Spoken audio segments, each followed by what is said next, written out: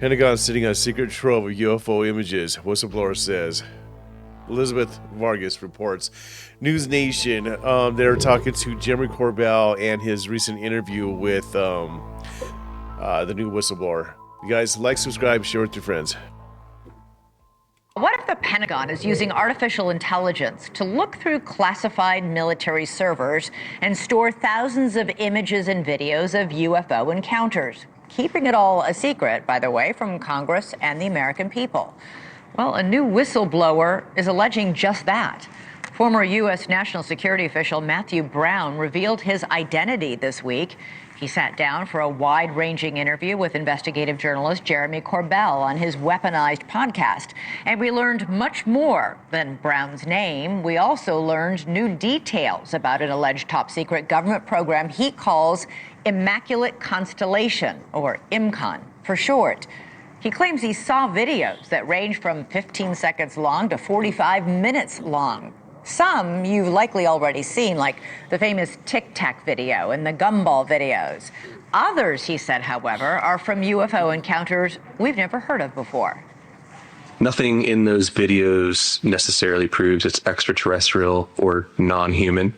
It certainly is anomalous, exotic, and unexplainable. And advanced. Yes. Beyond our capabilities that you know of? I don't know. Mm-hmm. Some of it might have been within our capabilities to replicate, even in an inferior manner. Mm-hmm. But quite a lot of it, is, it's either something else or we live in a world where we have been left behind. Joining us now is investigative journalist and co-host of the Weaponized podcast, Jeremy Corbell. Jeremy, great to have you back to the show. So you've known Matthew Brown a long time. You actually even brought him into a secret meeting with members of Congress before IMCON was ever publicly revealed. When did this all begin? How did you first meet him? Yeah, this started a long time ago. As you know, like George Knapp and I, when we work on bringing whistleblowers forward, first thing is protect them, even if they don't protect themselves, and get them heard through the proper channels.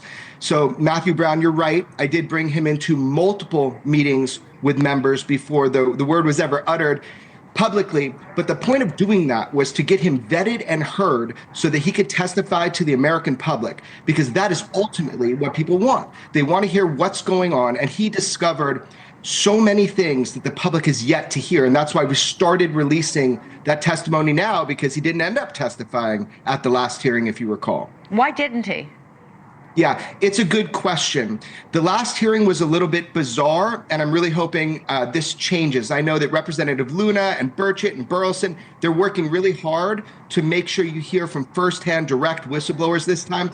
I mean, you ask, like, why didn't he last time? He's been willing as an American patriot to come forward and put it all on the line. This is not something that is taken lightly. When you come forward and you expose a program like Immaculate Constellation, which, by the way, for our audience, just to be very clear, it was an intelligence and reconnaissance unacknowledged special access program that focused on collecting footage of UAP and reproduction vehicles from diverse, weaponized, and militarized observation platforms. What that means is it's collecting from all our different assets and bringing them in and culling them in for our government to look at, but secretly and behind Congress's back. Okay, but you mentioned that the congressmen only want people with direct and firsthand knowledge to be testifying. Does Matthew Brown have direct and firsthand knowledge? Absolutely. There's different levels of direct and firsthand knowledge. When you discover through accidental exposure an unacknowledged special access program, you try to alert all of your higher command on what's going on, and it falls on deaf ears. When you've gone to Congress, when you've gone into these doors and given testimony and the American public hasn't heard about it yet, it's time to do something. So that's why Matthew Brown is really, he's a courageous person, and I think the public needs to protect and support him. But the point is because I remember interviewing David Grush when he first came out with his story. And there was a lot of question about with David Grush, what did you exactly see or what were you told was going on? Matthew Brown has direct firsthand knowledge that this program, IMCON, Immaculate Constellation, is actually happening. He's seen it with his own eyes. Yes, and even more than that, we are talking thousands of videos and photos, but a lot of videos that the American public hasn't seen of these advanced craft we call UAP that are of unknown origin. So when you've seen those on the inside on classified servers and you are now testifying under oath, by the way, sometimes when you're going into Congress. That is a big deal. That is firsthand knowledge of a cover-up of the UFO phenomenon to the American public. It's interesting, in the clip that we just played, you know, Matthew Brown doesn't come out and say, oh, this is definitely extraterrestrial. He's like, nothing that I know of can do this. He is what I would call responsibly careful in how he characterizes the videos that he has seen.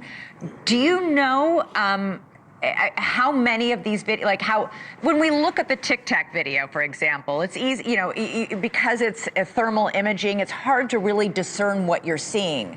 Do you have any sense of what this Immaculate Constellation program video archive contains and how unusual or explicit these videos are in terms of showing things that are just not humanly possible right now? Yeah, so that is an intense question, because I'll tell you this, when I come and I bring more people forward with George Knapp, because we have already recorded with other firsthand whistleblowers that we have yet to release. So I can promise you, people are coming forward, an army of people are coming forward. But the thing is, when you're talking about this footage, what you're seeing there, we need to become educated on. These are weapons platforms. It's better than an iPhone. What you're seeing in these videos, remember, last week, George and I released a new Tic Tac UFO video to the world that was military filmed. So this is getting out. What you're seeing are craft of unknown origin with advanced capability far beyond anything that we know humanity can make. Matthew is really smart with the way that he presents his words. When we don't know something, we don't know something. But that has always been the issue here. If it is not ours, if it is not China's, and it is not Russia's, how can it do what it's doing in all of these videos that we've accumulated? But our government is well aware. They've been reverse engineering it. That's why they call them non-human intelligence, because we know they're not ours. We know they're not from a terrestrial nation that we are aware of. Any doubt we'll be seeing Matthew Brown testify soon? You know, it's a great question. Wouldn't you love to see him testify? I would. I certainly would.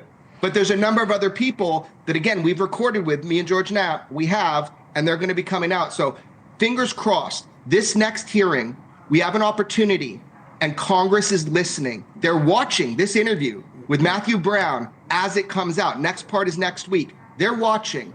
So we have an opportunity, and I hope we take it. All right, Jeremy Corbell, great to have you on again. Thanks so much. Keep us posted. Transparency. So Jeremy Corbell claims that there's a lot more whistleblowers that he's already interviewed, and more information is coming out.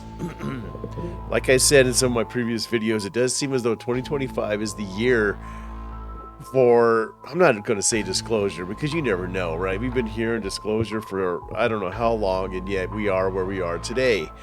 But in 2025, like I stated in a few videos of mine previous to this one, it does seem as though that 2025 is the year where we have received an excess of information, more information than I think I've seen in any year prior to 2025.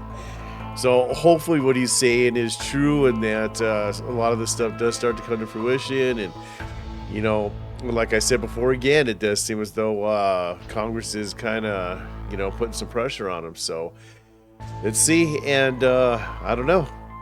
I'm excited, man. Sorry about my voice and my lack of enthusiasm. It's super early in the morning right now. I got to get ready to go to work. But you guys, I hope you enjoyed the video. Like, subscribe, share with your friends, and peace out.